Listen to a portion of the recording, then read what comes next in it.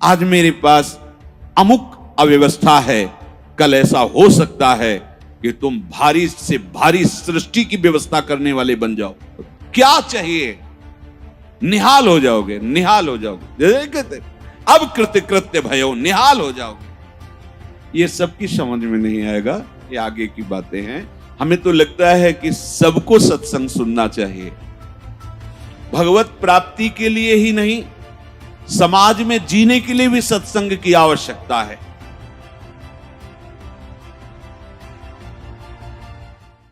स्वीकृति, अगर ये स्वीकृति आप करते चले जाएं, जो श्रवण कर रहे हैं तो सच्ची मानिए, ये भ्रम खत्म हो जाएगा कि बहुत काल जब साधना करे तब ऐसी बात आती है। हम लोग तो गृहस्थ हैं, संसारी हैं, विषयी हैं, आदि आदि। आपने स्वीकृति ही आप गलत ढंग से कर रहे हैं, स्वीकृति ही आपने सही नहीं की। हम गृहस्थ हैं, हम अमुक हैं, हम सब देह भाव की स्वीकृति। प्रभु कह रहे हैं ममैवांशो, तू मेरा अंश है, मेरा बच्चा है, मेरी आत्मा है। फिर ऐसा क्यों आप स्वीकृति नहीं कर रहे कि प्रभु मेरे हैं? सच्ची मानिए प्रभु ही अपने हैं, सच्ची मानिए प्रभु ही हमें बहुत प्यार करने वाले मित्र मिल गए, नहीं तो कोई नहीं है यहां, केवल भ्रम है। मानो प्रभु की बात को मान लो, निहाल हो जाओगे। वो इसीलिए बोल रहे हैं, इसीलिए बोल रहे हैं कि हम निहाल हो जाए, परमानंद में मगन हो जाए। प्रभु अर्जुन जी को कह रहे हैं सुख दुखे समय कृत्वा लाभा लाभो जया जयो। ये कर्म भूमि है, हमारा यहां जन्म हुआ है। अपने शुभ और अशुभ दोनों कर्मों को मिटा करके वो परम लाभ जो किसी कर्म से नहीं होता वो हम करें। वो कौन सा कर्म है जो हमें परम लाभ देगा? तो कह रहे हैं जय और पराजय में समान भाव रखना ही वो समता रूपी महान धर्म है जो तुम्हें बचा लेगा। बड़े से बड़ा शुभ कर्म भी फांसी ही है, चाहे सोने की जंजीर से फांसी लगाओ और चाहे रस्सी से फांसी लगाओ, मरोगे तो है ही। ऐसे शुभ कर्म भी फांसी ही है, लोक लोकांतर में भटकना होता है, विश्राम नहीं होता। और अशुभ कर्म तो है ही, कहना क्या है उसको। हर शरीरधारी से ये दो प्रकार की क्रियाएं होती ही हैं, कहीं ना कहीं शुभ कर्म होता है, कहीं ना कहीं अशुभ कर्म। कोई ऐसा नहीं है जो इन दोनों कर्मों से युक्त ना हो। बड़े बड़े ज्ञानी जनों के शरीर के द्वारा भी ये दो क्रियाएं हो जाती हैं, पर वो अपने को अलग कर चुके हैं, वो अपने स्वरूप में स्थित हैं, कर्ता भाव रहित हैं। इसलिए न शुभ उनका स्पर्श करता है, ना अशुभ स्पर्श करता है। वो जान के कोई क्रिया नहीं कर रहे, संकल्प करके क्रिया नहीं कर रहे, स्वाभाविक हो रही। अब उसमें कुछ भी ऐसी घटना घट जाती है तो उसके वो करता नहीं है। इसलिए कहा गया कि जो आत्मज्ञानी महापुरुष है, अगर उसके द्वारा बड़े से बड़ा शुभ कर्म हो जाए तो कोई उसका पुण्य फल नहीं होता, और बड़े से बड़ा कोई पाप कर्म बन जाए तो उसका कोई अपराध नहीं होता, क्योंकि कर्ता भाव से रहित है। ये सबकी समझ में नहीं आएगा, ये आगे की बातें हैं जहां अहंकार समर्पित हो जाता है। कैसे नहीं उसको अपराध लगेगा? उसके शरीर के द्वारा हो रहा है। तो जैसे हमारे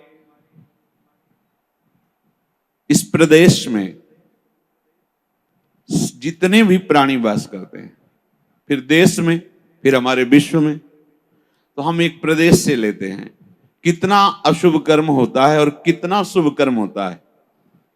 क्या आपको दोनों का दंड मिलता है या पुरस्कार मिलता है? या आपको हर्ष होता है या शोक होता है? या सुख होता है या दुख होता है? नहीं होता।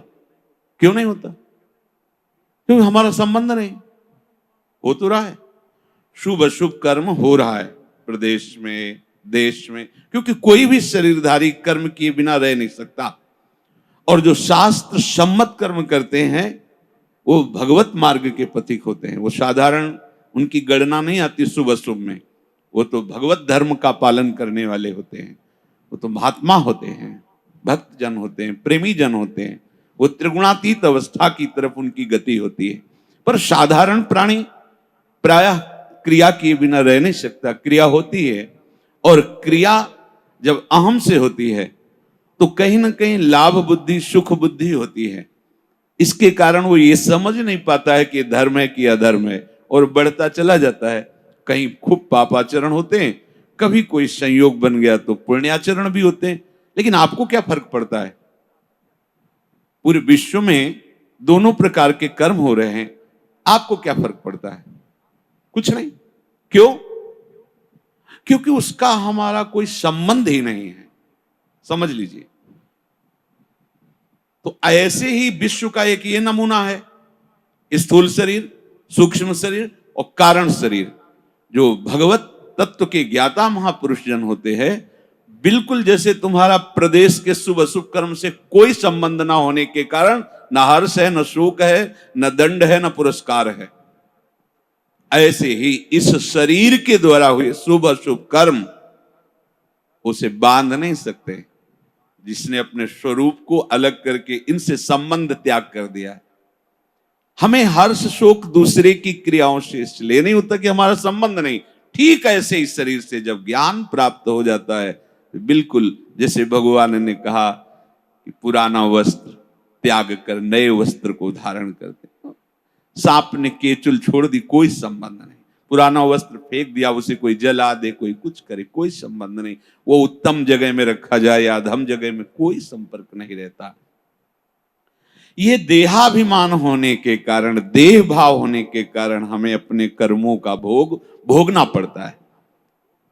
अब हमको जो भगवान उपदेश कर रहे हैं कि इस कर्म जाल से कैसे मुक्त होना है, क्योंकि अवश्य में भोक्तव्यम कृतम कर्म शुभाशुभम, भगवत वाणी, भोगना पड़ेगा निश्चित। अब कोई ऐसा उपाय जो हम इन कर्मों के जाल से मुक्त हो सके। भगवान कह रहे हैं कि जो भी आपके द्वारा हो रहा है, पहली बात तो जो कर्म हो रहा है वो प्रमाणित होना चाहिए, गुरुजनों के द्वारा शास्त्र सम्मत। मनमानी आचरणों की यहां चर्चा नहीं। यहां जो है तस्मात् शास्त्रम प्रमाणम थे।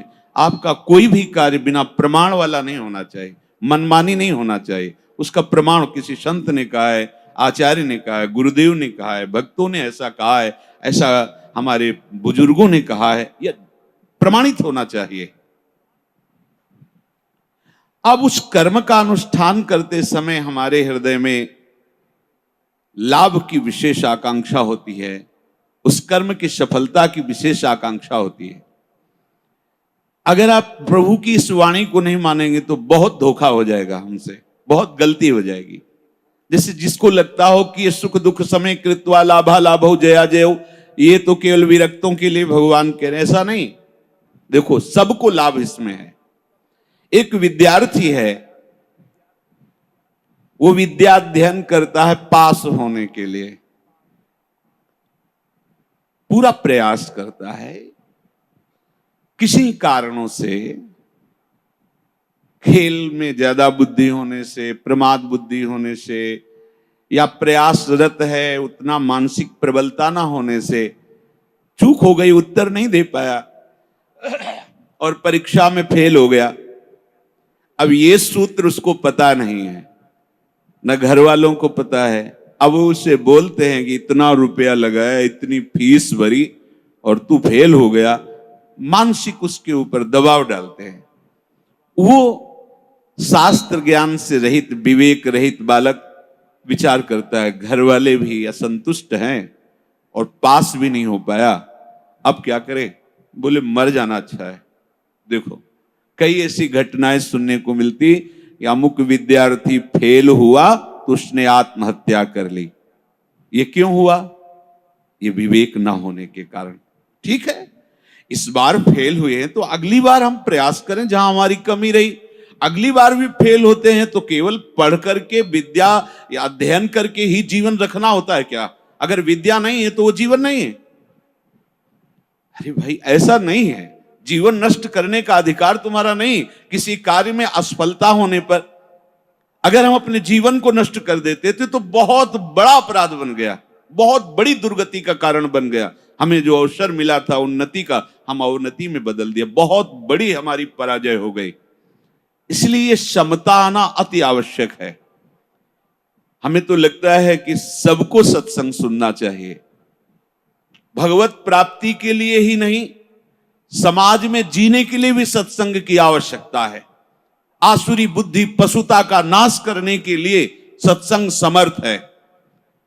एक किसान है, हजारों रुपए लगा करके मेहनत करके, बहुत बड़ी मेहनत होती किसान की, बहुत मेहनत होती, बहुत बड़ा तपस्वी होता, वो जान नहीं पाता है अज्ञान की धरा में होने के कारण। जिस ठंडी में आप वस्त्र त्याग नहीं करना चाहते, पूरी रात रात पानी लगाता है गेहूं की खेती में, बड़ी मेहनत करता है। जब फसल काटने का समय आता है तो वर्षा और ओले हो जाते हैं, पूरी फसल नष्ट हो गई। कर्जा लेकर उसने खाद पानी लगाया था, बेटी का ब्याह करना है, बच्चों को पढ़ाना है, अब फसल नष्ट हो गई। कर्जा कैसे देंगे, परिवार का पालन पोषण कैसे करेंगे? इससे अच्छा है आत्महत्या कर लो। कई ऐसी घटनाएं, हम जिस कार्य में चलते हैं असफलता मिलती है तो हमको एक ही उपाय दिखाई देता है कि हम अपने को नष्ट कर लें। भारी मूर्खता। ये जो प्रभु उपदेश कर रहे हैं, सबके मंगल के लिए उपदेश कर रहे हैं। छोटी छोटी बातें व्यवहार की। हमारा ब्याह हुआ, हमारी भावना में जो पत्नी थी वैसी नहीं मिली। अब हम जो सफलता चाहते थे इस क्रिया में, उस सफलता ने, अब द्वेष शुरू, विषमता आ गई। कैसे कैसे पापाचरण होने लगते हैं, कैसे कैसे पीछे कितनी ऐसी घटनाएं सुनने को मिल। राक्षसी बुद्धि। ये केवल बैरागियों के लिए, विरक्तों के लिए, संतों के लिए प्रवचन होता है, ऐसी बात नहीं। ये सत्संग ऐसी मति बना देगा कि आप समाज में रहते हुए भी बड़े आनंद पूर्वक सबको आनंद प्रदान करने वाले बन जाएंगे।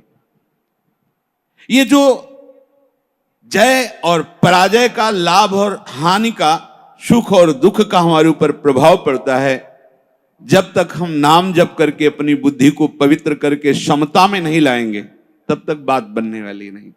जगह जगह आप देखो, जगह जगह जहां कोई हारता है तहां वो निराशा अपने ऊपर ले आता है। हारना जीत का एक संकेत है। ऐसा मत समझो कि हारना पतन का संकेत है, नहीं। जो उत्साह संपन्न है, जो विवेकवान है, वो देखते हैं कि मैं कहां से हारा, कौन सा वो बिंदु है जहां मैंने चूक कर गया। विवेकवान तुरंत उसे संभालते हैं, आगे चलते। फिर हार होती तो फिर हमें आगे बढ़ना है, ना कि हमें शरीर नष्ट कर देना है, ना कि हमें इतना चिंतन बिगाड़ लेना कि डिप्रेशन में पहुंच जाए। हर परिस्थिति हमारे कर्म के अनुसार रची गई है। अब हमको संभालना होगा, उस कर्म के प्रवाह में बहकर हमें नष्ट नहीं होना है। इसीलिए भगवान यहाँ के ततो युद्धाय युज्यस्व। तुम अपने कर्तव्य कर्म करने के लिए कमर कस के खड़े हो, उत्साह संपन्न बनो, तुम्हें बिल्कुल पाप नहीं लगेगा। नैवम पाप मवाप्स्यसि। बस तुम एक काम कर लो, जय पराजय में समान भाव लाओ। जो आपने माना हुआ लाभ है, अगर हमारा पूर्ण नहीं हो रहा है तो हमें निराश नहीं होना। इस बार हमारा व्यापार सफल नहीं हुआ, इस बार अध्ययन हमारा ठीक नहीं हुआ, इस बार कृषि में हमें कमजोरी, अन्न की प्राप्ति नहीं हो पाई, हमारी खेती कमजोर हो गई, कुछ भी, कहीं भी, कैसे भी निराश नहीं होना। रात है तो दिन आएगा, आप धैर्य रखिए, प्रकाश होगा। अंधकार में उबिए नहीं और प्रकाश में फूलिए नहीं। अभिमान मत कीजिए, अंधकार आने वाला है। इसलिए सम, भगवान कह रहे समय कृत्वा, ये बहुत बड़ी विद्या है। अगर कोई कहे निकुंज में जाने के लिए इसकी क्या आवश्यकता है, तो कृपा प्रकरण में पढ़कर देखिए, तीसरे दोहे में, शत्रु मित्र समझानी सम, मान मान अपमान सम, दुख सुख लाभ न हानि, यह जो कृपा, वही प्रभु कह रहे सुख दुखे समय कृत्वा लाभा लाभ हो जया जय। इसको धारण कीजिए। छोटी छोटी सी अनुकूलता में बाधा पड़ने पर हम दुखी हो जाते हैं, हम विक्षिप्त होने लगते हैं, हम बहुत बड़े लाभ का त्याग कर देते। छोटी सी मनोनुकूल वृत्ति के विरोध होने पर, जबकि वो महामंगल विधान है, आपको समझ में नहीं आ रहा, आप इतने असंतुष्ट हो जाते हैं, इतने हार जाते हैं, इतने निराश हो जाते हैं कि परम लाभ का मार्ग ही छोड़ दिया। और ये जरूरी है, जरूरी है। जैसे ये उपदेश जब होते हैं तो प्रश्न भी होते हैं कि कब तक सहें, कब तक सहें? जब तक भगवत प्राप्ति नहीं हो जाती, जब तक भगवत साक्षात्कार नहीं हो जाता, तब तक आप सहो। सहत सहत बाढ़े भगति। इसका परिणाम क्या होगा?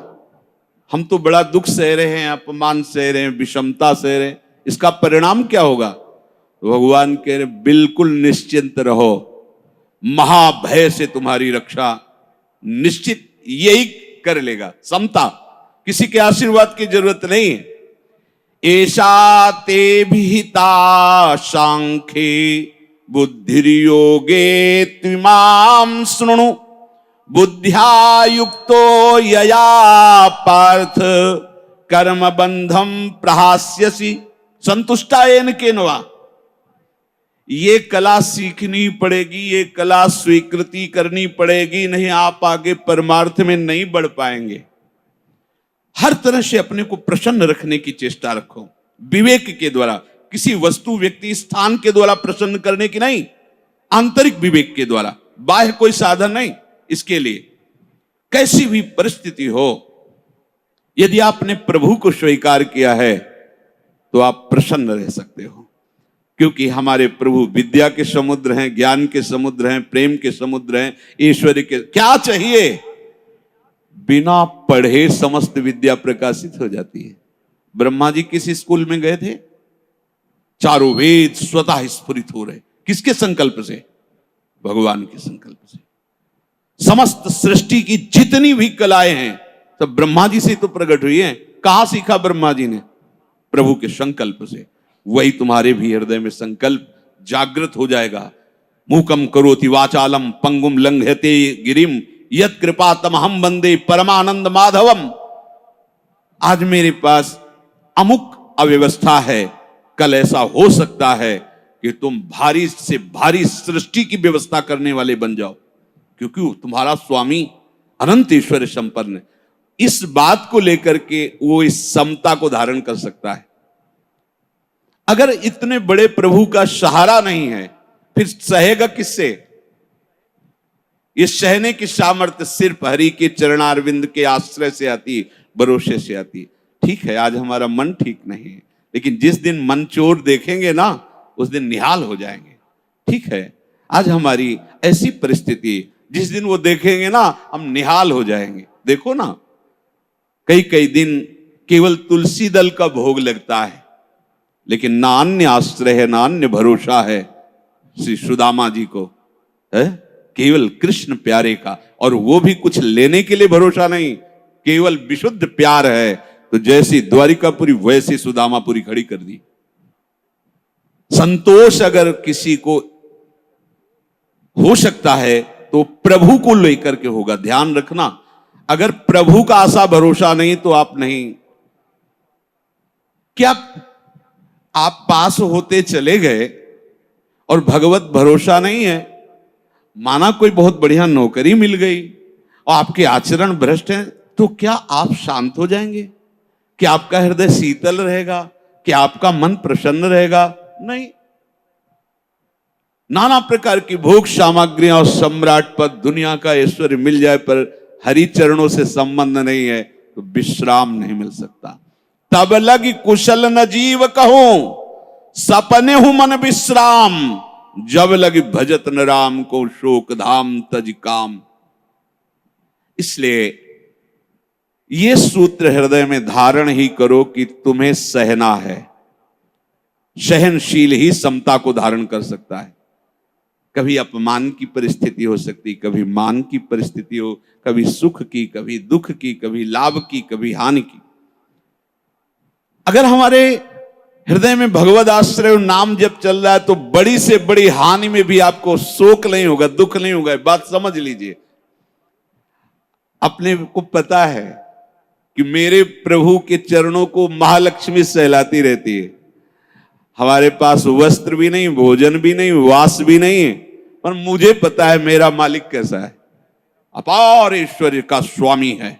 जिस दिन नजर हुई निहाल हो जाएंगे, दूसरे की तरफ वो ताकता नहीं। उस परिस्थिति में भी, ये हम सकामी भक्ति की बात कर रहे हैं, उस परिस्थिति में भी वो मस्त रहता है। जिस दिन मालिक की नजर हो जाएगी निहाल हो जाएंगे।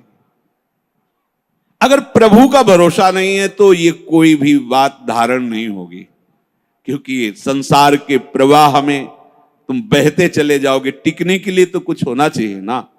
तो ये गोरे चरणारविंद ऐसे हैं हमारे आराध्य देव के कि इनका भरोसा लोगे तो निहाल हो जाओगे।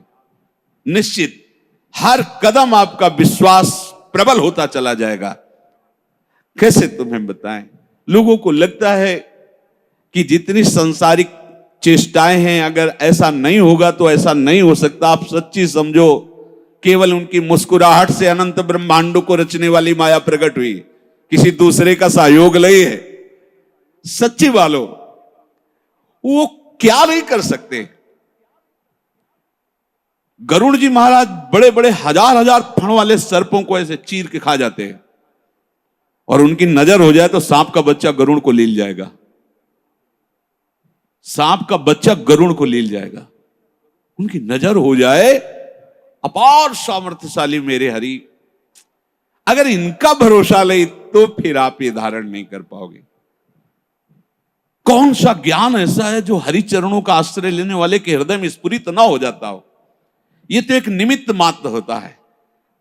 जो स्वयं स्फुरित होता है वो हरि पढ़ाते हैं अंदर से बैठ करके, तभी वो माया के बंधनों से मुक्त हो। ये विश्वास मानो। चाहे आप गृहस्थ हो, चाहे विरक्त हो, विद्यार्थी हो, व्यापारी हो, किसान, कोई भी हो, बिना हरि का आश्रय लिए आप विश्राम को प्राप्त नहीं हो सकते। आप सुख चैन के लिए जीवन व्यतीत कर देते हैं, लेकिन कहीं सुख चैन नहीं मिलता। आप हरि आश्रित हो जाओ, क्या चाहिए निहाल हो जाओगे, निहाल हो जाओगे। जैसे कहते अब कृत्य कृत्य भयो, निहाल हो जाओगे।